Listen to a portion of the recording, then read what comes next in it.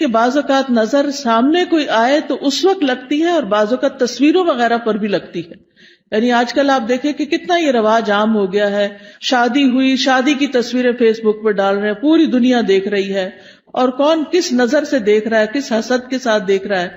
پھر اسی طرح یہ کہ بچہ پیدا ہوا، پہلے دن کی بچے کی تصویریں ڈال دیتے ہیں، اور وہ ابھی معصوم سا بچہ ہوتا ہے، اس کے اوپر تو ابھی کوئی پروٹیکشن کی لیئر بھی نہیں ہوتی، تو اس کو اسی طرح اثر ہو جاتا ہے. بعض اوقات اس میں خوشی سے بھی لگ جاتی ہے نظر، بعض اوقات یعنی ضروری نہیں ہوتا کہ حسد کی وجہ سے ہی لگے، دشمنی کی وجہ سے ہی لگے، بعض اوقات خوشی یا تعجب کی وجہ سے بھی. یعنی انسان کسی چیز کو دیکھتا تو حیران ہو جاتا ہے، جیسے ہم کہتے ہیں واو کیا ڈریس ہے، کیسا گھر ہے، کیسا میک اپ ہے، کیسی جیولری ہے، کیسی ارینجمنٹ تھی، فلاں چیز فلاں چیز. تو اس سے یہ کہ یہ نہیں ہوتا کہ کوئی بری نظر سے انسان دیکھ رہا ہوتا ہے، وہ خوشی کی نظر سے ہی دیکھ رہا ہوتا ہے. اسی لیے آپ نے دیکھا ہوگا کہ بعض اوقات ماں کی نظر اپنے بچے کو بھی لگ جاتی ہے، حالانکہ وہ حسد نہیں، پیار کی نظر ہوتی ہے. تو اس کے لیے بھی ضروری ہے کہ انسان جب اپنے گھر میں داخل ہو، اپنے بچوں کو دیکھے، اپنی نعمتوں کو دیکھے تو ماشاء اللہ پڑھے. اب آپ دیکھیں کہ ہمارے معاشرے میں کتنا عجیب ہے نا، ٹرک کے پیچھے تو لکھا ہوتا ہے حاسد کا منہ کالا، رکشے کے پیچھے لکھا ہوتا ہے، فراری کے پیچھے کوئی نہیں لکھتا. اب آپ دیکھیے کہ رکشے کو نظر لگے گی، کون لینا چاہے گا رکشا؟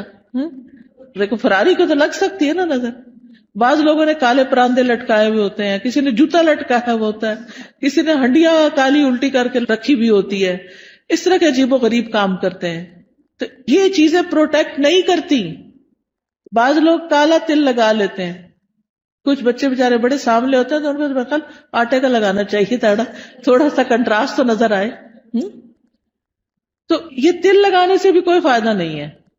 اور اسی طرح کچھ لوگ یعنی کہ دلہن کو تیار کر کے کوئی ایسی چیز بیچ میں ڈال دیتے ہیں کہ وہ اس کی خوبصورتی ماری جائے، تو اس سے بھی فائدہ نہیں ہوتا. نظر کا لگنا جو ہے وہ برحق ہے. نبی صلی اللہ علیہ وسلم نے فرمایا العین حق، نظر لگنا برحق ہے. نظر بد بھی حسد کی وجہ سے پیدا ہوتی ہے، اور نظر بد جو ہے وہ ایک طرح سے اس کو تیر کہا گیا. یعنی جس طرح فزیکل تیر ہوتے ہیں، ایسے ہی جو حاسد جس کے دل میں بغض اور شر ہوتا ہے، اس کی نگاہوں سے کچھ ایسی ریز نکلتی ہیں جو جا کر اس شخص کے اوپر اٹیک کرتی ہیں جس سے وہ حسد کر رہا ہوتا ہے. اگر محسود جو ہے یعنی جس سے حسد کیا جاتا ہے اس کی پروٹیکشن ہو چکی ہو، جیسے نماز کے ذریعے، دعاؤں کے ذریعے، اذکار کے ذریعے، اور خاص طور پر معوذتین جو ہیں قل اعوذ برب الفلق، قل اعوذ برب الناس، اس کے ذریعے، تو پھر وہ تیر جو ہے وہ وہیں جل بھن جاتے ہیں، وہ اثر نہیں کرتے. لیکن اگر وہ شخص نعمتیں پا کر اللہ کا شکر گزار نہیں، اپنی عبادت کا دھیان نہیں رکھتا، تو وہ تیر جو ہے اس کو جا لگتے ہیں، اور پھر ایسی بیماریوں کا سبب بن جاتے ہیں جن کا ریزن پتہ نہیں چلتا، اور انسان مسلسل تکلیف میں مبتلا رہتا ہے. پھر اسی طرح نبی صلی اللہ علیہ وسلم نے فرمایا کہ ہر نعمت والے سے حسد کیا جاتا ہے. تو جب تم اپنے کو منصوبے بناؤ تو رازداری سے کام لو. یہ نہیں کہ پوری دنیا میں اس کی شہرت کر دو کہ میں یہ کرنے والا ہوں، میں یہ کر دوں گا، میں وہ کر دوں گا. جب انسان کچھ کر لے پھر اس کے بعد تو سب کے سامنے آ ہی جائے گا، اور اس وقت تک وہ کام ہو بھی چکا ہوگا. پھر اسی طرح حدیث سے یہ بھی پتہ چلتا ہے کہ انسانوں کی موت کا سبب بھی نظر بن سکتی ہے. رسول اللہ صلی اللہ علیہ وسلم نے فرمایا اللہ کی قضاء اور قدر کے بعد نظر بد ہی میری امت کے اکثر لوگوں کی موت کا سبب بنتی ہے. یعنی بہت سے لوگوں کو بظاہر کوئی بیماری نہیں ہوتی، اچانک کوئی ہارٹ اٹیک ہو جاتا ہے، اچانک کوئی برین ہیمریج ہو جاتا ہے، اچانک ہی کوئی مصیبت آ جاتی ہے، تو اس کے پیچھے بھی نظر بد ہو سکتی ہے. اسی طرح جانوروں کی موت کا سبب بھی بن سکتی ہے. نبی صلی اللہ علیہ وسلم نے فرمایا نظر بد آدمی کو قبر میں اور اونٹ کو ہانڈی میں پہنچا دیتی ہے. یعنی بعض جانوروں کو جب نظر لگتی ہے تو تڑپ اٹھتے اور کھڑے کھڑے گر کے ختم ہونے لگتے ہیں، تو ان تک بھی یہ اثرات پہنچتے ہیں. تو نظر بد کا ایک سبب جو ہے وہ حسد ہے. اور پھر اسی طرح یہ ہے کہ دونوں کے واقع ہونے کی جگہ جو ہے، یعنی حسد دل میں ہوتا ہے اور پھر دل سے نگاہ تک اور زبان تک آتا ہے. اور بعض اوقات نگاہ سے انسان دوسرے کو نقصان دیتا ہے اور بعض اوقات زبان سے دیتا ہے. یعنی حاسد جو ہوتا ہے وہ بیٹھ کے دوسرے کی چگلی غیبت کہیں نہ کہیں کچھ نہ کچھ کرتا ہی چلا جاتا ہے. پھر اسی طرح آپ دیکھیں کہ انسانوں کی نظر بھی لگتی ہے اور جنات کی نظر بھی لگتی ہے. یہ بھی ہمارے دین نے ہمیں بتایا ہے. اور حدیث سے پتہ چلتا ہے نبی صلی اللہ علیہ وسلم انسانوں اور جنوں کی نظر سے پناہ مانگنے کے لیے مختلف دعائیں پڑھا کرتے تھے.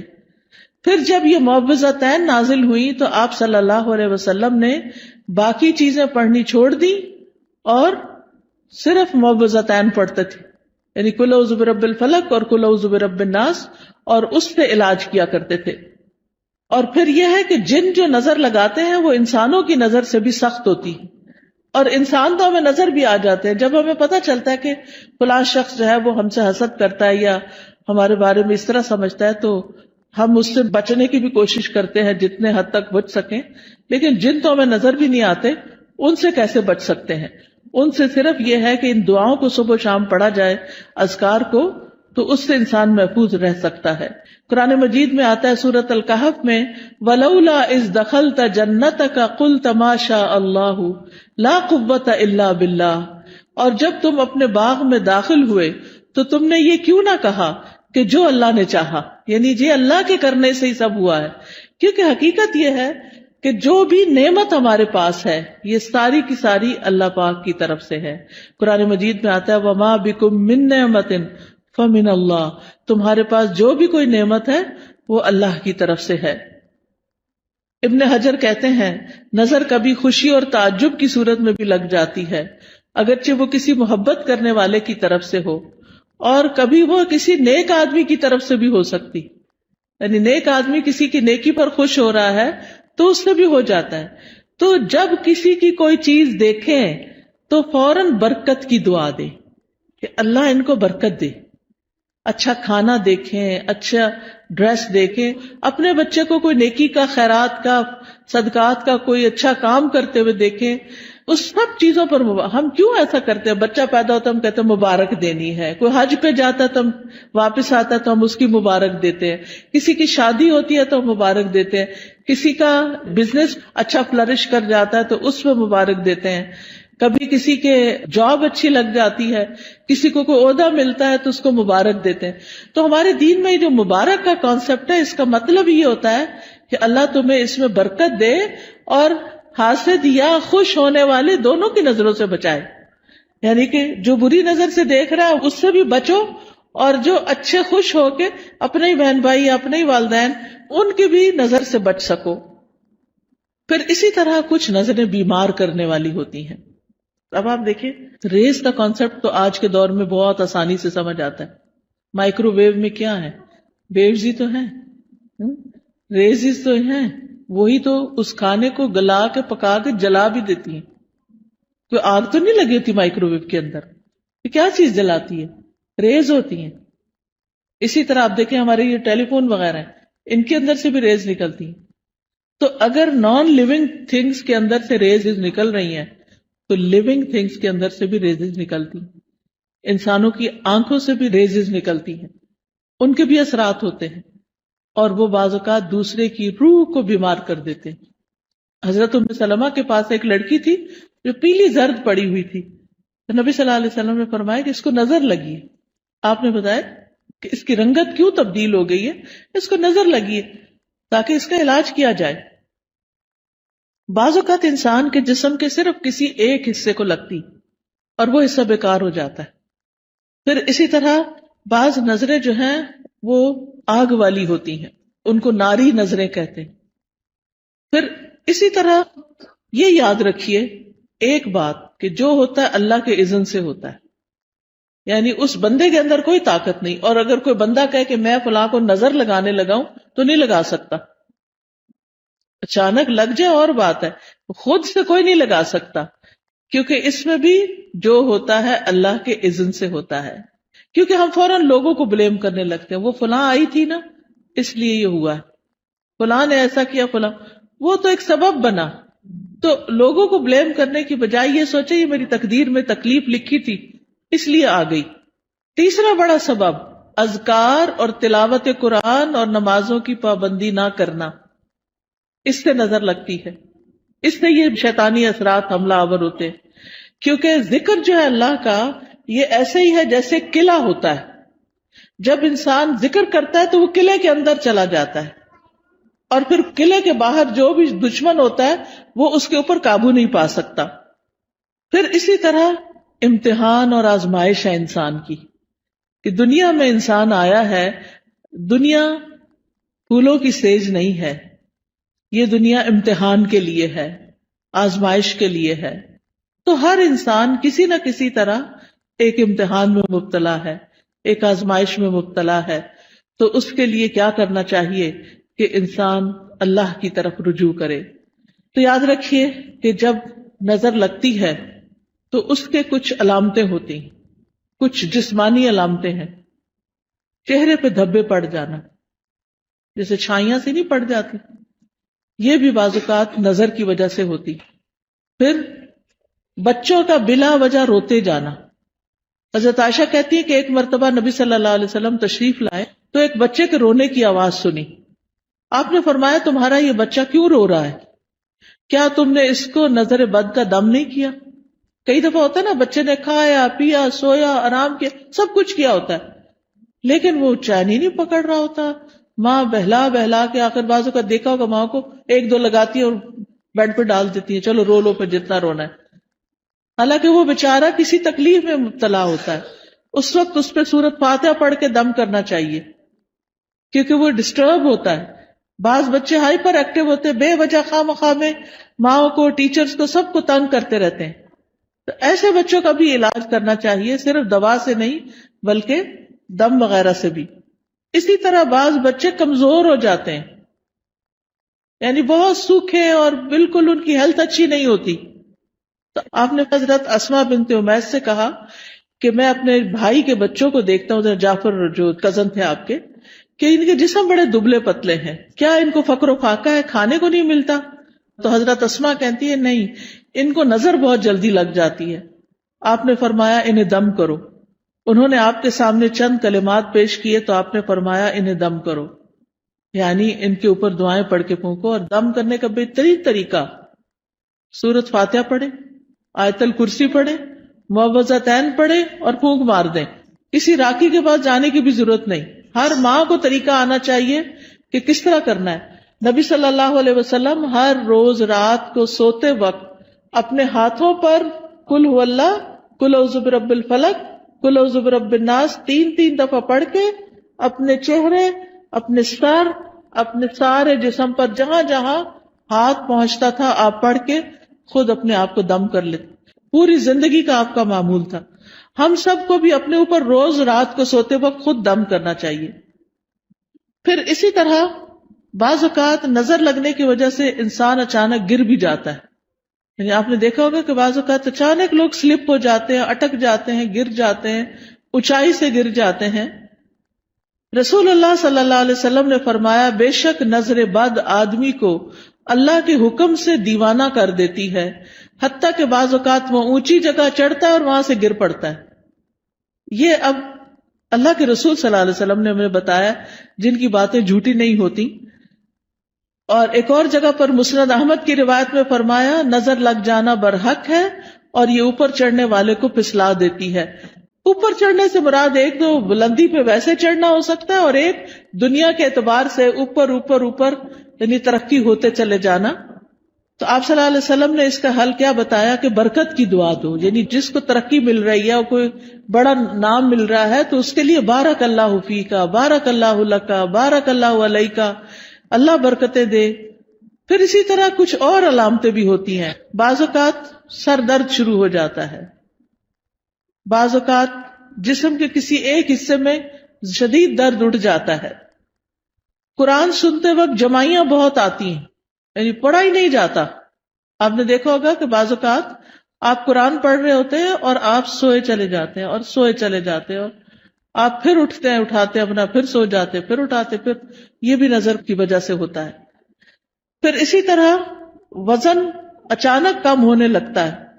بعض اوقات ذہنی پراگندگی بڑھ جائے، کوئی بات سمجھ نہیں آتی، بچہ پڑھائی پہ فوکس نہیں کر پاتا، کبھی کھانے کی خواہش ختم ہو جاتی ہے، کھانے کو دل نہیں چاہتا، بھوک نہیں لگتی، کبھی ذہن میں چیز حفظ نہیں ہوتی، حافظہ خراب ہو جاتا ہے، کبھی پسینہ بہت زیادہ آنے لگتا ہے اور اس کی اسمیل بھی بہت عجیب ہو جاتی ہے، پھر اسی طرح نیند کم آتی ہے، زیادہ تر لیٹ کے بھی ایسے لگتا ہے جیسے جاگ رہے ہو، اور رونے کا دل بہت چاہتا ہے، پھر کبھی کبھی انسان لوگوں میں نہیں بیٹھنا چاہتا، مجلسوں کو اوائڈ کرنے لگتا ہے کہ میں نہیں ملتا کسی سے، نہ کسی شادی میں جانا، نہ کسی سے ملنا، کوئی آئے تو گھبراہٹ شروع ہو جانا، مہمانوں کا نام سنتے ہی پریشانی لاحق ہو جانا، تو یہ بھی چیز اس میں آتی ہے، حالانکہ اس سے پہلے کبھی ایسا نہیں ہوا تھا۔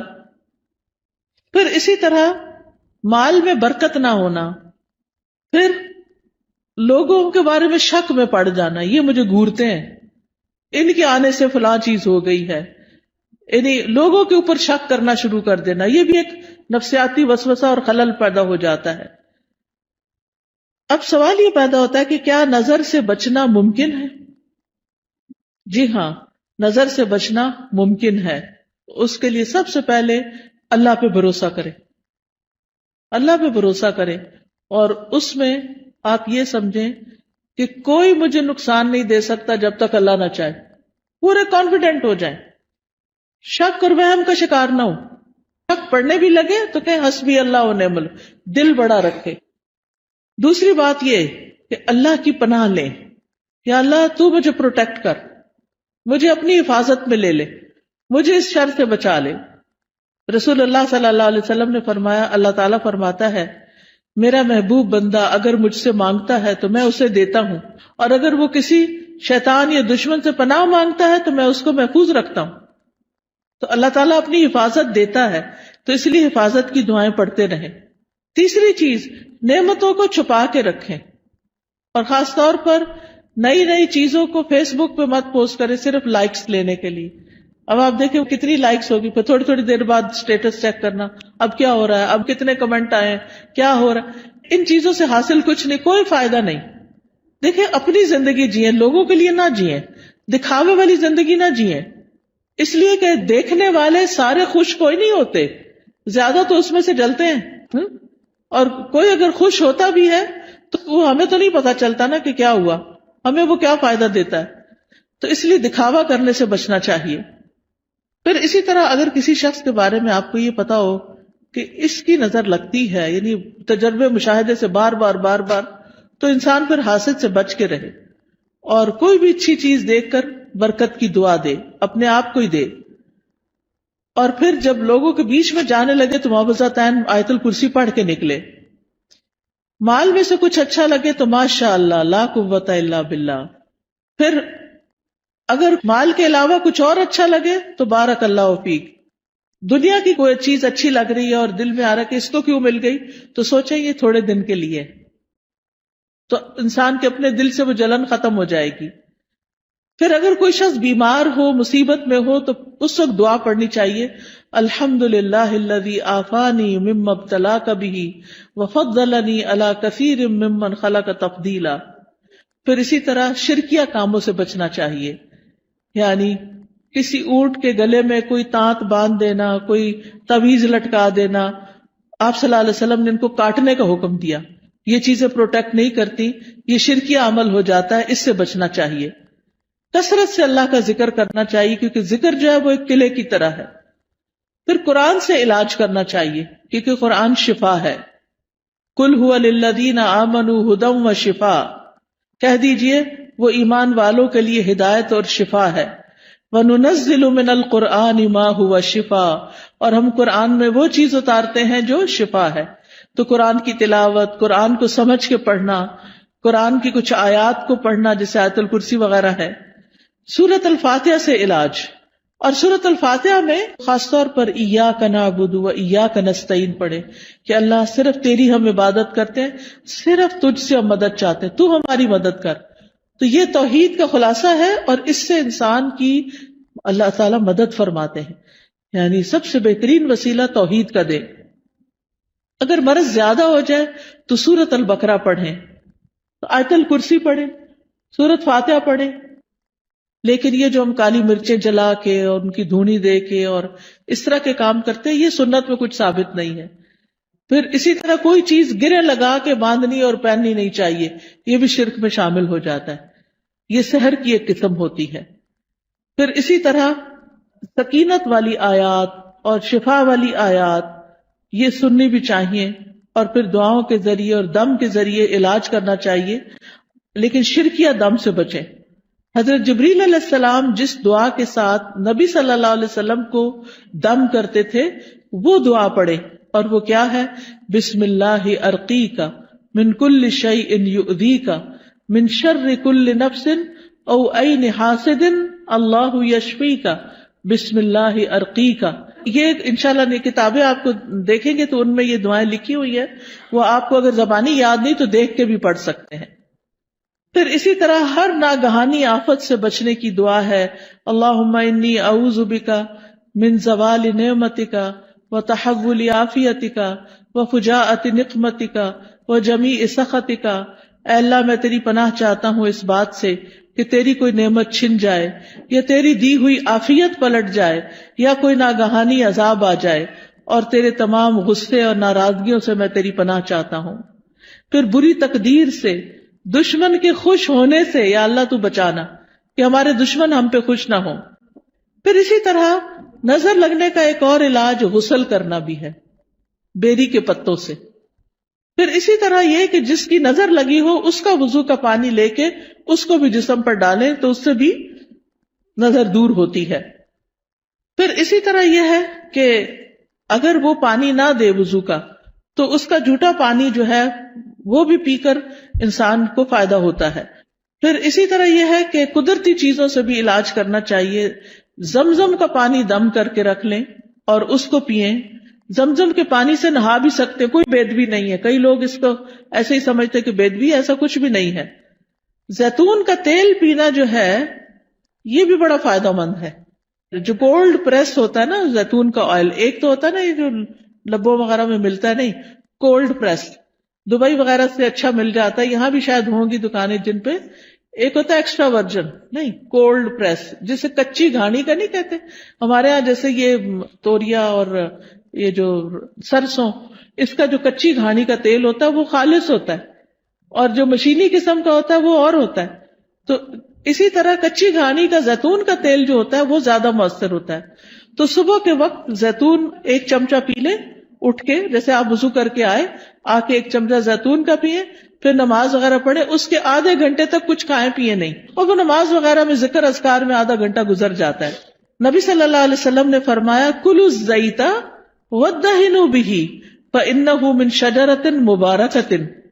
زیتون کا تیل کھاؤ بھی اور لگاؤ بھی، کیونکہ یہ مبارک درخت ہے.